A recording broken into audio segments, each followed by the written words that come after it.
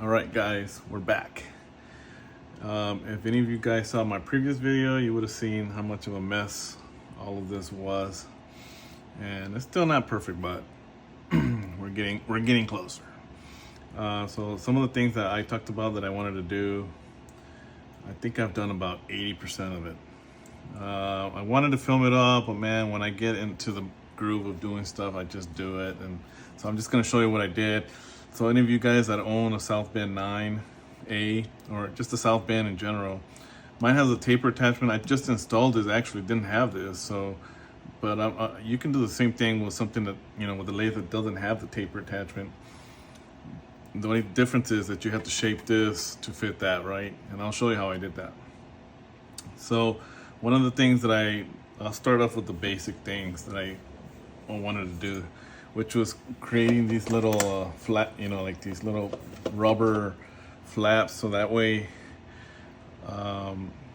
my tray that I have underneath, I had a really small one that only went like halfway to the length of my lathe bed, or at least that my feet will allow me to put under there. So I found one that fit pretty much the entire length of the lathe, but I wanted to push it all up against the wall and then have some rubber flaps that went over it, so that way my goal is to be able to just blow stuff into there and it'll fall right into the tray. I don't have to worry about trying to clean up mess behind there, and then I'll just pull the tray and then dump the tray, right? And then also part of that was to be able to protect my ways and everything under here. So let me start off with this. This was a guard protector that I made. And I basically made it with just a pattern. I put it under there. Was it like this? Yeah, like this. I traced it out, and then I used this pattern to cut this out. And then I rounded off the ends, and I spray painted it to match the lathe.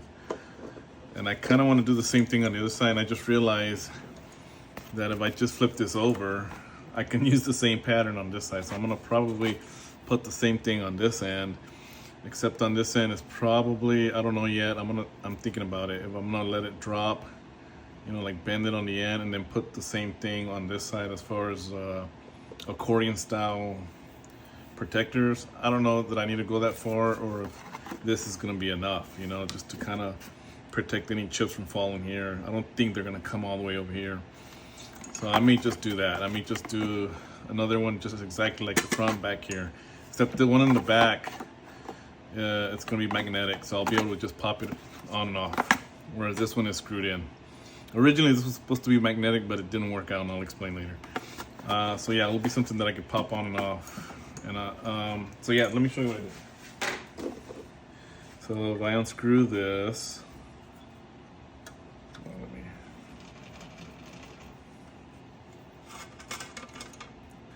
it's just held on with these little, these are meant for like milling,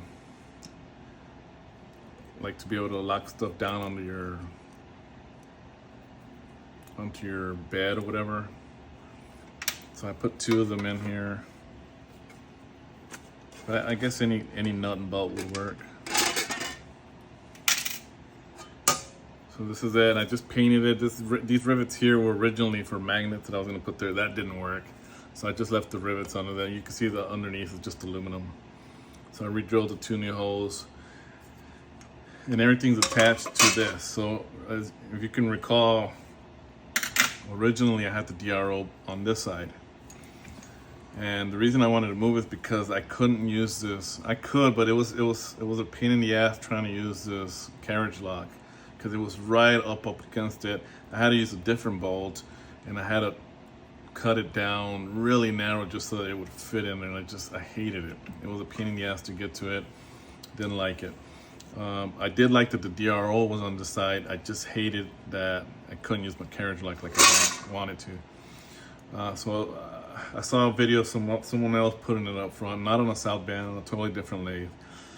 And originally the way I had it mounted was these brackets were on this side. On this side there are 2 holes already for accessories. But on this side there are no holes, so I had to drill 2 new holes on that side, and the bracket actually holds the reader, the head, doesn't hold the actual scale. The scale is attached to the crossfeed, as you can see. So the scale itself moves back and forth while the reader stays in place. Okay, and so what I did is I used existing holes that were already on the scale, and then I used it to attach it to this, so that way it moves along with the cross slide, which I love. It works great. I haven't had any problems yet. I haven't tried it yet, and actually I haven't actually tried it out yet, like cutting into the lathe. But I don't think cutting something on the lathe, but I don't foresee it being a problem yet. It may, I don't know yet if it's gonna be, maybe it's gonna be too long this way. But as far as me using like the collet chuck, it goes right underneath there. Now I've already used my 6-inch vise. Yes, it's gonna hit on there. So I'm thinking about maybe buying a 5-inch vise or a 4-inch vise. I don't need a vise that big. I mean, sorry, a chuck. Sorry, I don't need a chuck that big because I don't usually or typically use it for huge parts. If I ever did need to, then I could just unscrew this, move it out of the way, and and if I had to move this, I would. But I don't foresee it being a problem. And if for you guys that do use it for big parts, like you do cut bigger parts, then you can continue. You can move the DRO on this side. Exact setup, just on this side.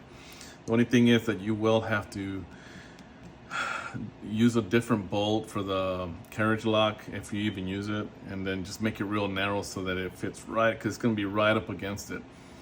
And then so the accordion protectors are screwed in to the bracket for the reader. I just used longer bolts. So when I was screwing the reader to that bracket, I used longer bolts so that I can also attach this little aluminum bar that was connected to the accordion, and then bolt it on there. And then on this side, it's just magnetic. So I could just pull it. It's got 2 magnets with rivets. And then I could just attach it on there. So if I ever need to move it for whatever reason, to oil the ways or whatever, I can just do it that way. And I haven't had any issues so far. It lets me go in pretty far, but only time will tell, right? Right now, I'm just experimenting with it because I really wanted to be able to protect this and having, trying to stop chips from going in there. And the same thing with this reader. The way I did it this time is the only thing holding it to the crossfeed is this bar going across. And here in the back, there was already a hole there, maybe for accessory or something. I'm not exactly sure, but I used that pre-existing hole to screw this bar on there, and it's on there pretty tight. I'm gonna change this bolt for one that's an Allen wrench style, because I want to be able to tighten it. Right now it's just like a Phillips head, and I want to change it to an Allen wrench type screw or bolt. Which I'm gonna do here in a minute, because that'll be the first time I'm actually cutting something on here with this new setup. So yeah, so that's pretty much it with that. I don't think I did anything else other than the taper attachment that I installed. I just installed this, like I said. So for those of you that have south bends and would like to do this kind of a setup, it's really not that hard. Like I said, I just used a template to cut this out, shape it up really nice, sanded it, made it smooth, and then painted it. And I still have paint from my previous restoration of this lathe. And yeah, so I think it looks really cool. And putting these screws back on it's not hard at all. So I mean, it pretty much just falls right into place. Where's my...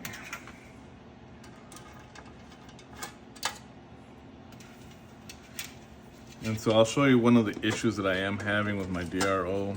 I don't think it's a big deal, but it can be an issue for some of you guys.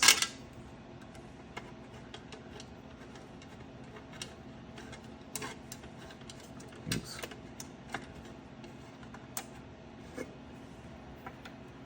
And as you tighten all this down, it kind of adds more strength to the DRO. It makes it nice and firm. But what I did notice is, and I'm gonna have to disconnect the camera here so I can show you. Okay, so what did happen was, when I turn on the DRO, I did notice that, and I zero everything out. When I do this, when I do it really fast, it does move it. So I'm gonna try it again.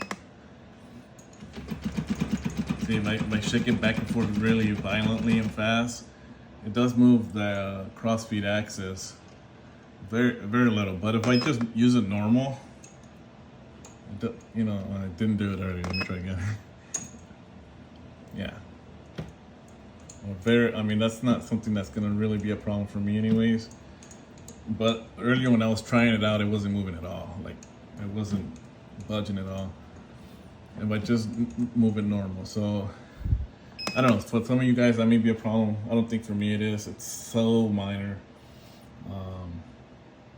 And then, what else?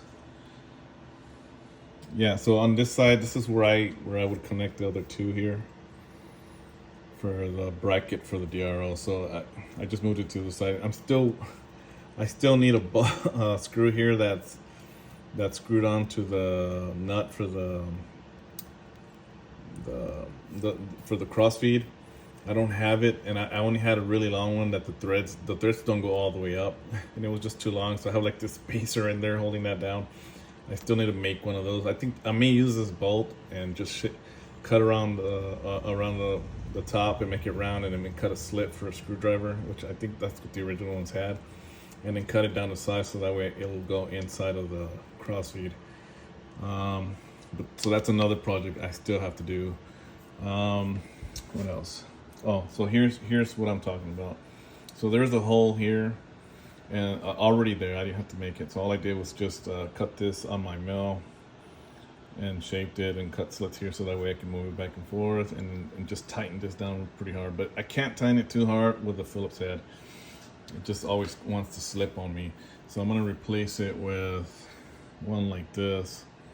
So it's an Allen wrench. I'm just gonna get rid of this outer part and then cut it down a little bit shorter because it's too long. So that's something I'm gonna try to do now. Yeah, so that's pretty much it. And again, I don't know what I'm gonna do on this side yet. I don't know. I'm just gonna add another sheet like this here. I think that's what I'm gonna do. I don't think I need all the extra accordion things going on back here. I don't think the chips are gonna go that far. Maybe they will, maybe they won't. I don't know. That's something that I'm gonna experiment with. But for now, I am gonna cut over and put the camera back up and cut into that screw and try to make that screw for this. And let's see what happens with the chips. Let's see if it really protects everything, or if I can just blow everything off like I'm thinking I will be able to. So I'm gonna switch camera positions right now, and we'll be right back. Well, another thing I wanted to talk about too is I have this on order, this protector here. I know you're thinking, well, what's the point of this if this is not going to protect it? Well, this is this was supposed to be here today. It didn't come, so I'm expecting it sometime on Monday.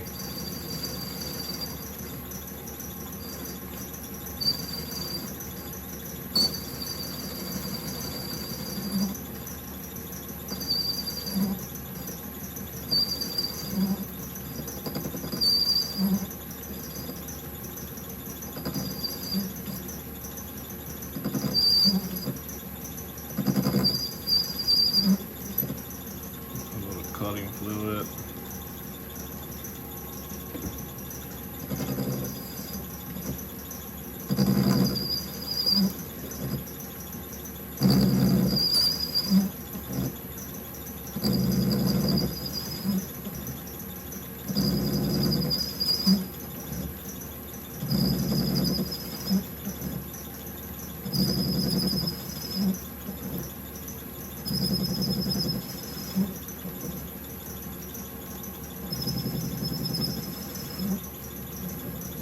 I think that should do it. Yeah. Let's see how that worked. So now let's Let's test out the air. So now I just want to be able to blow it.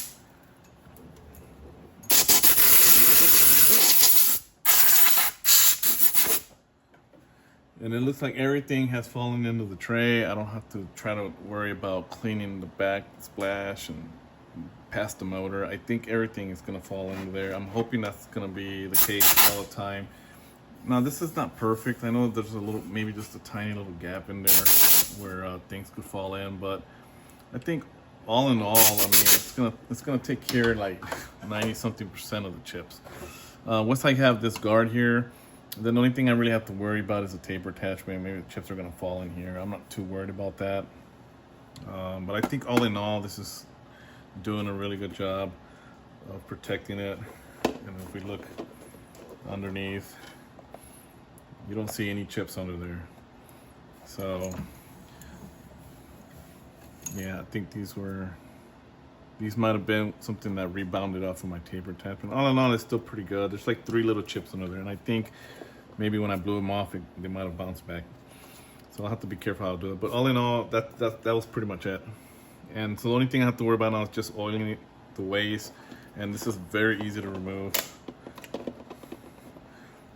And yeah, man, I think it's working pretty good. I like the aesthetics of it.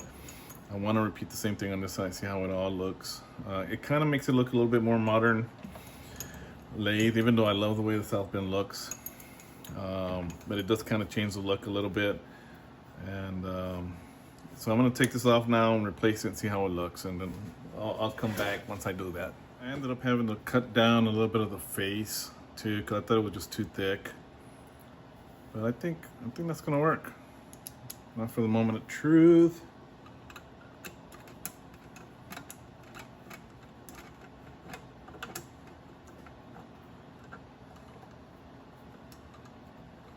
There we go. Yeah, I think this is gonna allow me to have way more torque. Tighten it up to make it really rigid so this doesn't move. Let's see if that did anything. Let's go back to the DRO. So let's see. Maybe it'll make a difference, maybe not. But I think aesthetically, it looks a little nicer anyways too. Kind of matches the other screws. Let's see. So if I just go back and forth, I'm just doing normal back and forth on the carriage, nothing crazy. And it's not moving. So now let's see what happens when I do it really, wobble it really bad. Okay, 10. It had gone up to 30 at one time. So back down to 5. 10. So it's actually less. And you know, I'm never gonna use it that way. I'm never gonna lathe that way. So let's see if I reset it. And I'm just now running it just normal. Sorry if the camera's making you guys a little motion sickness. Oh, there it is. Okay, but it moved back. All right. I mean, all in all, I think that's going to be a little bit more rigid. And I think I can tighten this up a little bit more if I want to. And if I really wanted to, I could add a second screw right here, second hole. I'm trying not to drill that many holes into this. So the only 2 that I did were the 2 holes down in there underneath the cross feed. And then for the taper attachment back here, I had to be able to attach the head for the scale for the DRO. It's under here, so I did have to put 2 little screws too, but that's about it. So here's a better view of what I did back here. So my tray slides underneath those, you know, the rubber sheets. And I think originally I bought this because I wanted to put those rubber sheets here on my lathe. But then I started seeing what other people were having trouble with when you would move the carriage forward. It would, like, you know, ruffle up, and then it could get caught on the chuck, or you know, around the piece you're turning. So I didn't want to do it that way. I saw somebody else use this. Not that this is new. I know other people have used it, but I've seen someone use it on a more modern Chinese lathe, and I thought, well, why couldn't I do that on myself? And the only thing that I wanted to do is, because he also created something like this for the top, but obviously his, since it's newer, it's all square and everything just, you know, you have straight lines everywhere. Where the South Bend and everything is these pretty curves and everything's rounded off.